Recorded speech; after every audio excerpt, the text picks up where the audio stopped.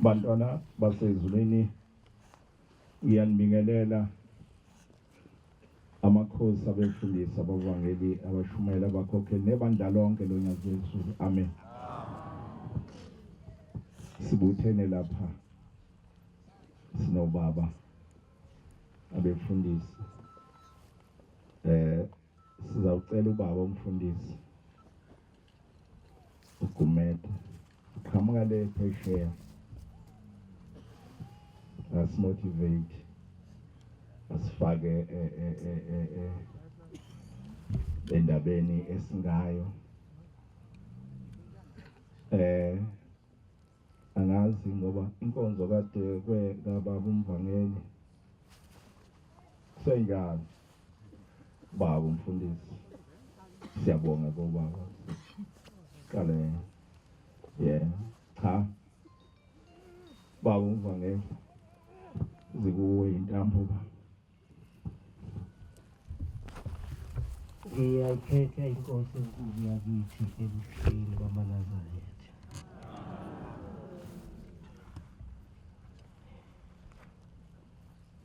Nkosi izulu nomhlaba bayongixolela kabangcwele, bayongixolela ngokuthi uma into ungayijwayelanga hayi ungasuthi noma uthi uyayenza bese uyayibhina. Sengisho-ke ekubingeleleni konke ukubingelelwa ngakho. Manje-ke into uma usumdala iyakwehlula, njengoba sengithe ngiyayikhetha inkosi enkulu yakithi ebuhleni bamaNazaretha, sengibingelele ngiqedile. Bangcwele-ke inkosi enkulu, awu hayi bese ngithi ngesindile ngoba indawo engimi kuyo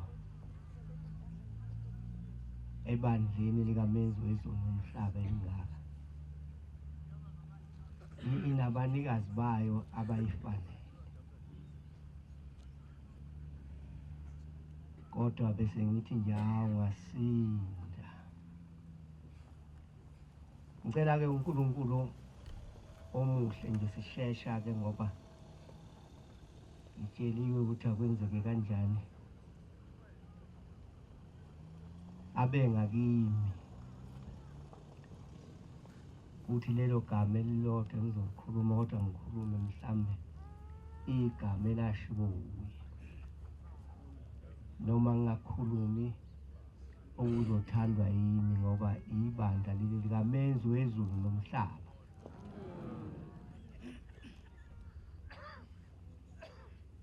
So-ke lidlule kancane lapha engomeni engithi ka-110.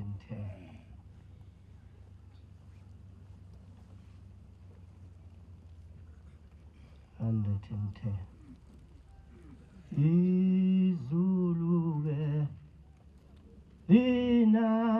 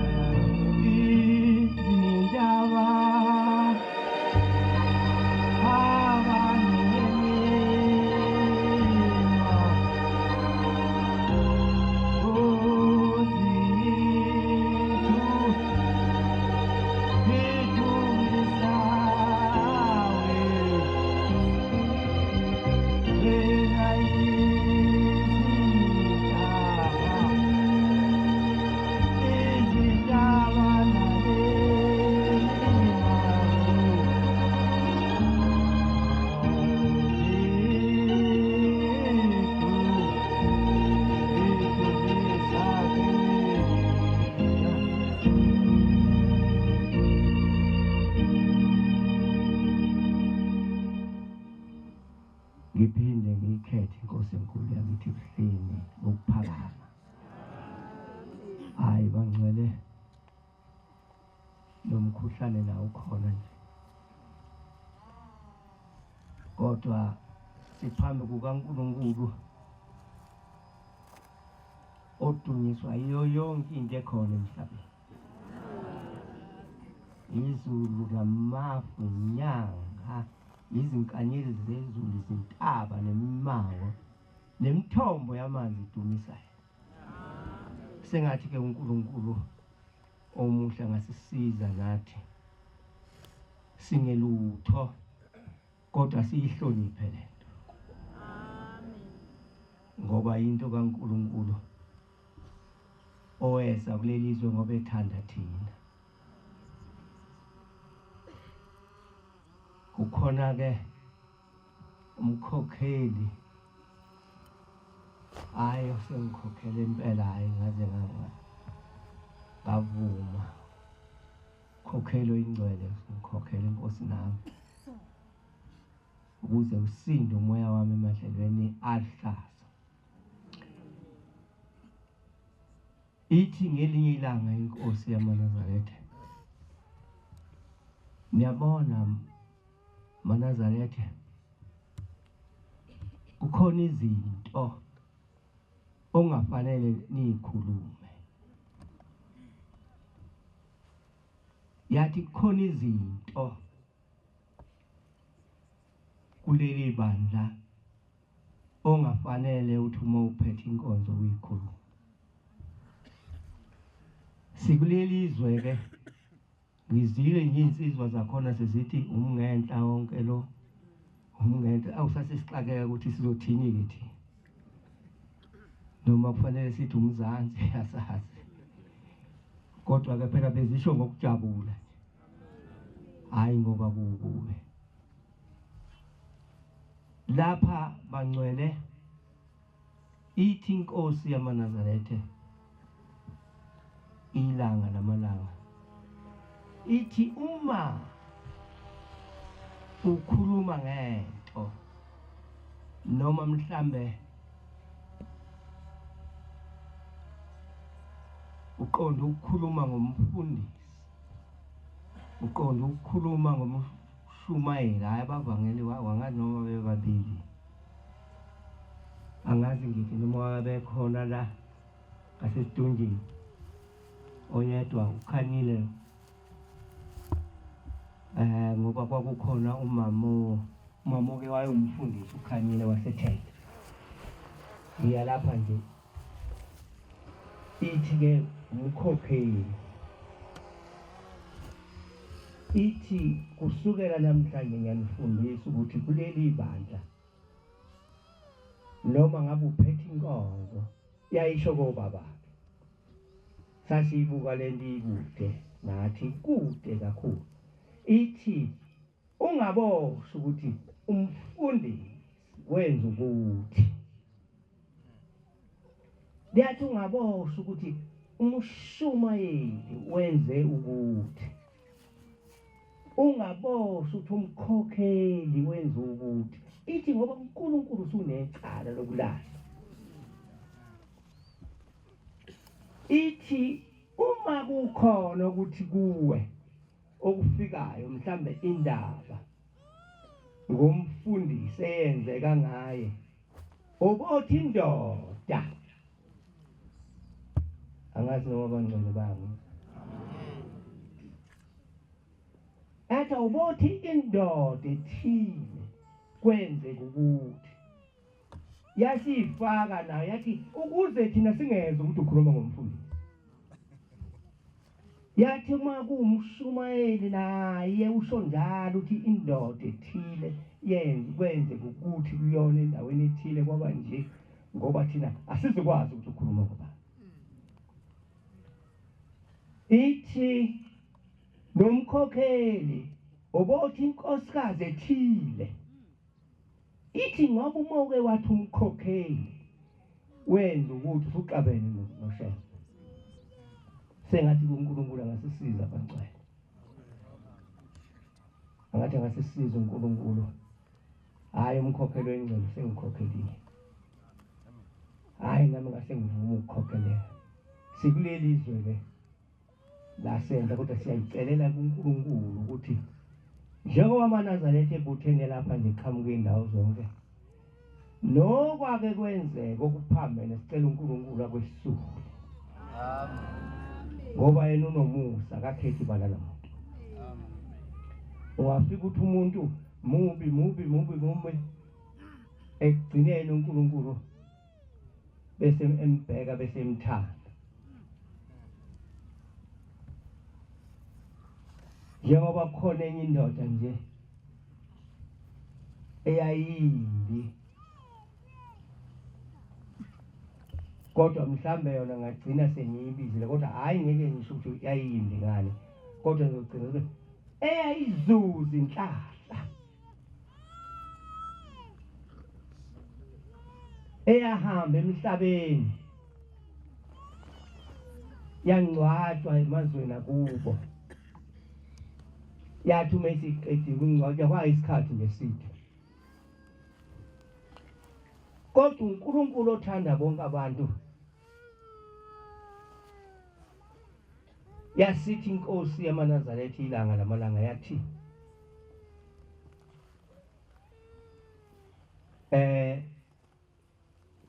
usibani ba cha ngoba angizukuya kude yasithi umfundisi kaBaba kwakungena umfundisi ongcwatshwe emahlathini ithi kodwa mina sengizomlanda manje ngimuyise la ngikhuluma ke lapho ngenhlahla owazuza inhlahla esehambile emhlabeni akezelwanga ngisho nawe ukuthi mhlambe kwaba obani abamcelela kodwa uShembe uqobo alanda amathambo athi omadlala babekhona umfundisi athi amathambo uma ethululwa khala wawehla ekhaya wangcwatshwa kwabheka bezayo wangaphakathi hayi ubheka bezayo lesesiye kuwo kowangaphakathi engisho ukuthi ke bangcwele abanye abantu banenhlahla izuza umuntu inhlahla esehambile emhlabeni ngishesha nje ke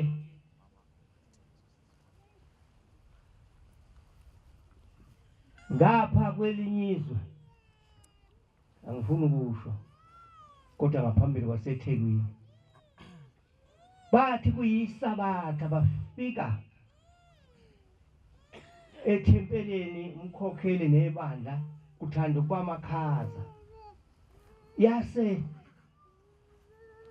sebethuma enye insizwa bayithuma emzini wenye indoda ephethe khona la ebandleni gijima ugijimela uye lapha ya uyolanda ukhiye ngoba siyafa lapha amakhaza isiyagijima ke lensizwa isigijima ke maqedani yokanda isifike yakhuleka ekhaya ngiya kulelizwi elalishiwo uShembe iyakhuleka ithi ibona ingane ithi enganeni uphu baba ithi hayi kule yandlo isicaba ke sivaliwe nje kodwa sivalekile kahle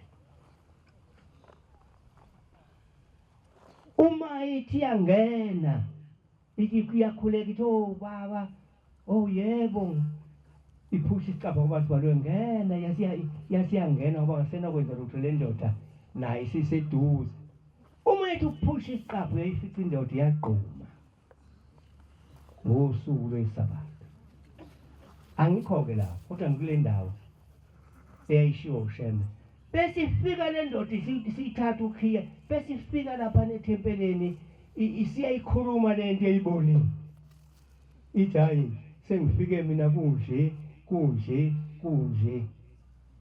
hayi bangcwele insuku zasonga njengocaca yashona lensizwa uma sebeye enkosini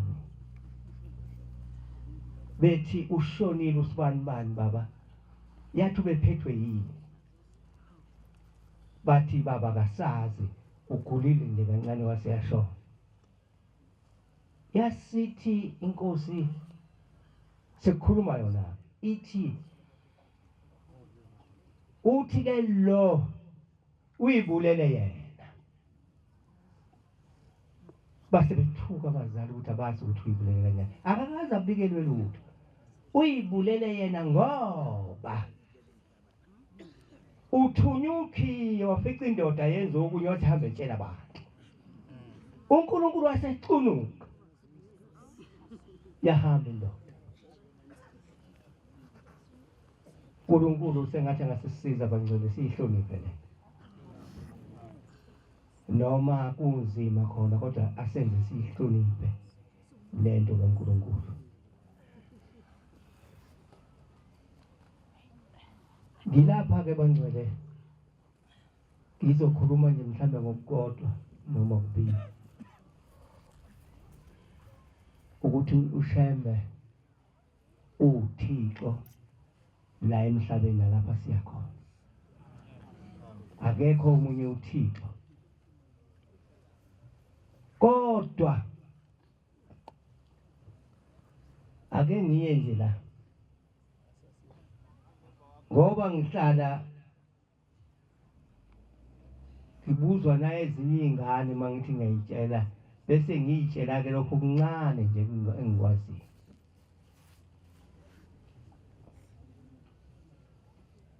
ukuthi ingane isikoti lesi njengoba sesiphuma sine phambi kwababa kodwa ke ngikholwa ukuthi baningi phela abazi ukuthi kwenziwa yini siyazi baba ngeke kodwa uma uthi ukhuluma leyo nto usunjengomuntu njengohlanya ohlanya sasikhona isikoti sisina ngisho phezulu kwentaba yomhlangano yasiyasiqeda inkosi emanzini yathi cha isikoti phezulu kwentaba hayi kwase ukuthi kwalandela nje kwaphela isikhathi esincane kwathi ngomunye unyaka yasithi nangoJulayi isikoti ngisho sesisaka angisifuni ngiyasiqeda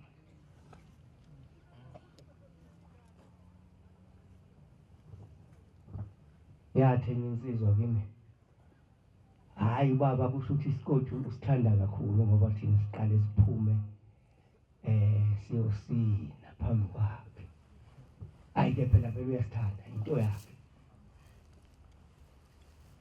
uma sekuhlala inyanga ezulu kwase kuhamba amanye amadoda asehambe seyenyangeni sethi isikoti ubaba ilango besiqedile kodwa ngesinye isikhathi kube nayo inhlahlane encane noma ungelutho ube nayo uthi uyahamba uficane nento engengangawe ithi inyanga ezulu hawu pho manje nithi angenzeni mina athi ke lamadoda cha sizobika baba ngoba izingane zethu yona umgidi into ezibambayo uyayibamba ukuthi zingahlubuki ekukhuleni ithi ke nidabukela izingane zenu ibathi ke yebo baba yasithi ke hayi kulungile ke kodwa ke mina kusho inyanga enkulu madoda ithi kodwa mina ke ngithi ngaphambi kokuthi siphume siyosina ahlulela kimi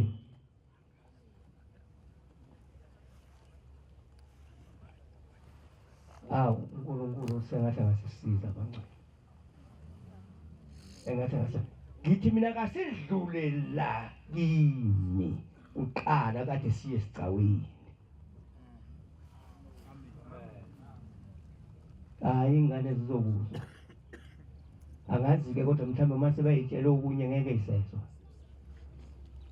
ngoba kasifani ke Zingcwele ezinhle ezenkosi enkulu sesifike emaphethelweni omsebenzi kaNkulunkulu njengoba sinomsebenzi omningi. Sesifike emaphethelweni omsebenzi kaNkulunkulu lapho sesiphetha khona lapho ubabiza abanye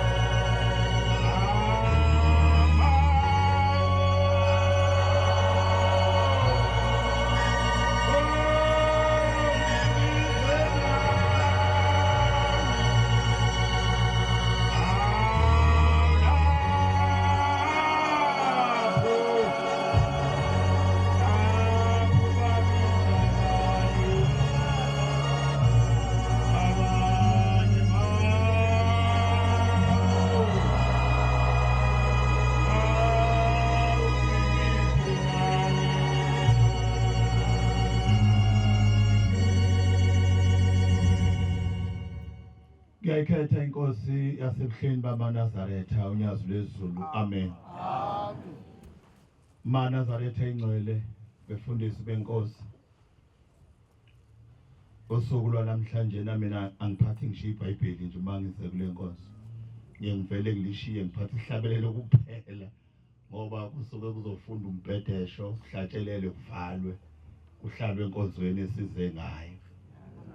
Sengihlonipha nje ngoba obaba bathenama kube khona izwe ngilishoyo, kodwa usuku lwanamhlanje amaNazaretha ingcwele inye inkonzo esize ngayo. Asizile ngaleyo kushumayezana ngoba sinesikhathi esiningi sayo, kodwa le esihlanganisa kanje ifika kanye. Manje ke isikhathi senkonzo ile nkonzo ezokwenziwa manje. Ngiqonda ukuthi ke bavangeli bafundisi benkosi ebemaningi amazwi asekhulunywa umvangeli bese kungavalwa kuhlalwe enkonzweni esize kuyo ngoba sizoba kude, sizohamba singayenzile le nkonzo. Masivula le kushumayela sizawusuke sishumayele nami uvuleka amakhabethe kuze konakala isikhathi somsebenzi esize ngawo. Kodwa bantwana benkosi niyangazi akakho umuntu ongangazi lapha, mina ngeke ngilokhu ngizethula. Angisuki kude futhi ngisuke eduza, akukho la kude khona. Ngoba laba bavangeli njengoba bengaka nje kade bekithi izolo bebesuka khona la. Abazange basho ukuthi hawu kanti mfowethu uzohlala kude kangaka. Babona nje ukuthi kuseduze, nami ngizeduze kwasekhaya, ibongwe inkosi. Umsebenzi esize ngawo lapha bantwana benkosi uqondene nabavangeli. Siphethwe yibo nje namhlanje, silawulwa yibo.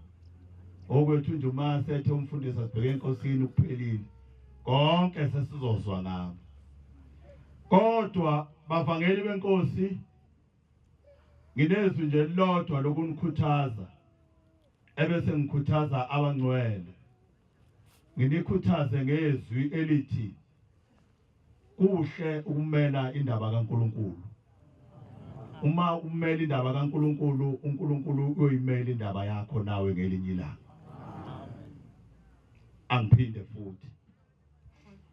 Umuntu omela indaba kaNkulunkulu, uNkulunkulu uyayimela indaba yakhe naye ngelinye ilanga. Ngakho ke wonke umuntu akasebenzele ukumela indaba kaShembe ukuze ngelinye ilanga uShembe indaba yakho ayimele nawe. Ngeke ayimele uShembe indaba yakho ungazange wena wayimela indaba kaShembe. Mela indaba kaShembe. Ungabe nendaba ukuthi kuthwani, ungabe nendaba ukuthi kuyathuka, uthi nje ngimela indaba kaShembe. uShembe uyimela indaba yakho ngelinye ilanga. Size lapha ke bantwana benkosi sonke sizomela igama likaShembe unyazi lwezulu. Ukuze ngelinye ilanga unyazi luyimela indaba yethu nathi ngelinye ilanga. Angithi nizosebenza umsebenzi wonyazi. Ukhona yena umvangelo umdlula. Akekho. Nizosebenza indaba yonyazi. Aninendaba ukuthi umvangelo umdluli kakho. Usebenza indaba kaShembe naye la ikhona. Kodwa nina nizosebenza indaba yonyazi ngoba nizomela indaba kaShembe. Ngifuna ukunethembisa ukuthi umuntu oyimelayo indaba kaNkulunkulu noNkulunkulu uyayimela indaba yakhe ngelinye ilanga. Uyongibuza ke nawe ngelanga ukuthi uyombona uNkulunkulu eyimela indaba yakho ngenxa ukuthi wena wayimela indaba yakhe. Kwabangcwele bonke njengoba silapha nje akekho bantwana benkosi umuntu onemali. Kodwa kuzofuneka imali la. Khalini amen. Angithi sizodlala imali la. Kodwa iqiniso lithi kakho umuntu onemali.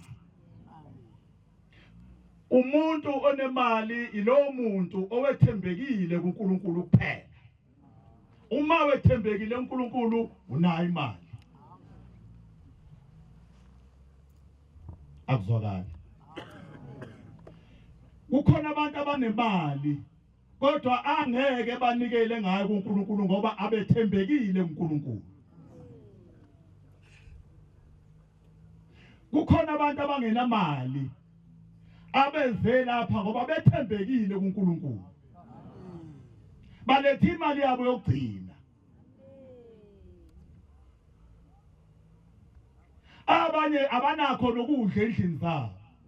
Kodwa uthe kuyaya.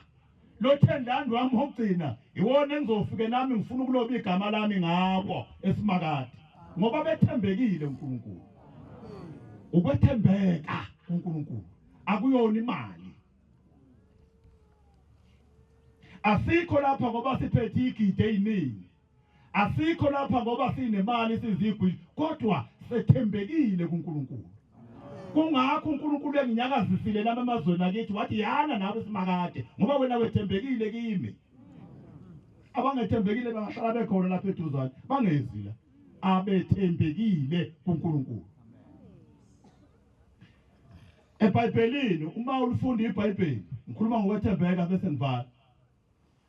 Kwake kwathi abaprofeti benqunywa amakhanda. uNkulunkulu walayela umprofeti uElija ukuthi kabaleka awungene emzini omfelokazi. Niyazi igama ethi umfelokazi lisho ukuthini? Lisho ukuthi awunalutho. Uma umuntu kuthiwa umfelokazi nje kusokusho ukuthi umuntu ohluphekileyo lo. Igama elibi. Kodwa uNkulunkulu uthi kuElija baleka Elija uyongena emzini omfelokazi. Kukhona umfelokazi engimiyalileyo ukuba konhle.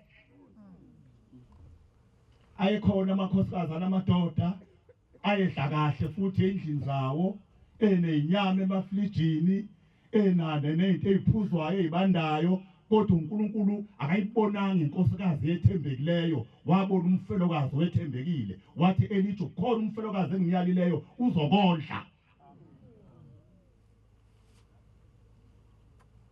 Uma uElija ehamba engamazi lo mfelokazi uthi uyomtholaphi ufica inkosikazi ngaphandle komuzi ixosha izinkuni. Useyakhuleka awu mama ngobile mama ngicela ungene ekhaya ungithathele ungiphuzise amanzi. Yayisingene ekhaya lenkosikazi ithi ingakangena ekhaya waphinde wamemeza lo baba wathi mama nasesiswini ngilambile. Uphatha ucezu lesinkwa.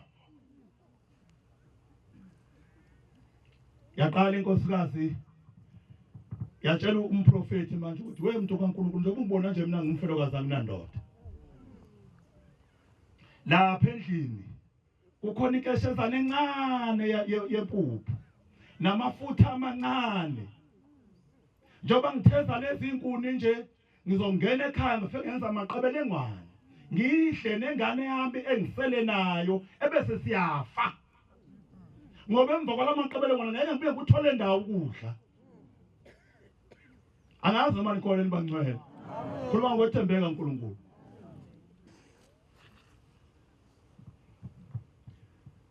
Thina kwenzeka sikwethembe kanti awethembekile wena uNkulunkulu. Kwenzeka thina singakwethembi kanti wethembekile uNkulunkulu. Ayiphendulanga le nkosikazi yavela ngene ekhaya yafika enza amaqebelengwane. Uthi ke lona lamaqebelengwane ubuye nawo kudle mina qala. Uzodla emva kwami wena nendodana yakho leyo odosele nayo. Wawenza amaqebelengwane unkosikazi wabuya nawo wanika lo mprofeti.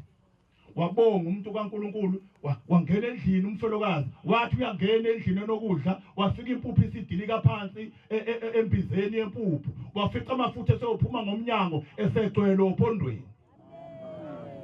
Yini ke leyo? Ube kanjani? Kwethembeka. Masukuzisho ukuthi anginamali. Masukuzisho ukuthi ngumfelokazi. kuNkulunkulu kakho umuntu ongenemali. kuNkulunkulu kakho umuntu ongumfelokazi. kuNkulunkulu kakho umuntu ongasebenzi. kuNkulunkulu kukhona umuntu owethembileyo kuphela. Igama leNkosi libonga. Lapha ke silethwe ukwethembeka. Akangabikho umuntu ozokwakha umkhanya athi awunazi igwili. Cha, njengoba ulapha nje wethembekile. Feza isethembiso uNkulunkulu njengoba ulapha nje ukulethe lapha ngoba wena wethembekile. Akakulethile ngoba unemali. Afangele wenkosi thathana umsebenzi. Ngimfisela into eyodwa ke mina. Angazi la ngiqhamuka khona. Umsebenzi awezwe laba befundisi labasho uvangeli bafundisi benkosi muhle mkhulu. Kodwa ikhona into engiyesabayo ukuthi uyohamba wonakale. Ngoba abanye bahola impesheni. Abanye abasebenzi inhlobo abakaholde impesheni. Uma kuukuthi le mali abayidlala lapha igcina yonke iphuma la emaphaketheni abo baphinde futhi bagibele ngabo bezodlalela abasekhethi kuyobe kusho ukuthi akufanele kube njalo. Uzophela lo msebenzi. Ngifuna uvalakalela. Uma kuukuthi lama 500 abawaphethe abazowashaya la bakhipha kuleya mali yempesheni futhi bagibela ngemali yabo bezela baphinde badlale ngayo khona ungalungile. Ngoba le abazoyishaya la abazukishiya kumvangeli izokwenza umsebenzi wesekhethi. Mina ke kwelakithi izwe bavangeli ngathi mhlabe join laba bakithi abavangeli kulomkhosi wenu asengihlala phansi nabagcotshwa ngathi lalelana yabona lo msebenzi wenza abavangeli mhlaba abavangeli bezela enkandla abakuhamba nale mali baye emakhaya abo iyosala isetshenziswa yithi. Ngakho ke uma beyokwenza lo mkhosi sinesinqumo sokuhlanganisa imali thina abagcotshwa sonke enkandla. Sibanika imali abazofika bayishayela ewu500 sibanika imali yokugibela kapetrol. Ebese sithi ke usiyohlala ngeyakho ke ngaphezulu kwa 500. Usiyokhipha yakhe kodwa u500 lo odlalwa lapha owesekhethi. Ngoba mhla ibuya le mali izoza kwisekhethi.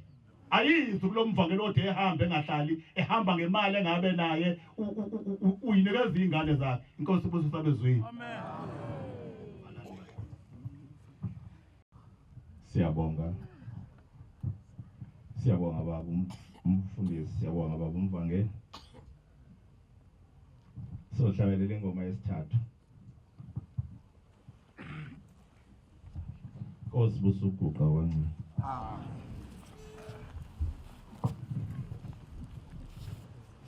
Nkosi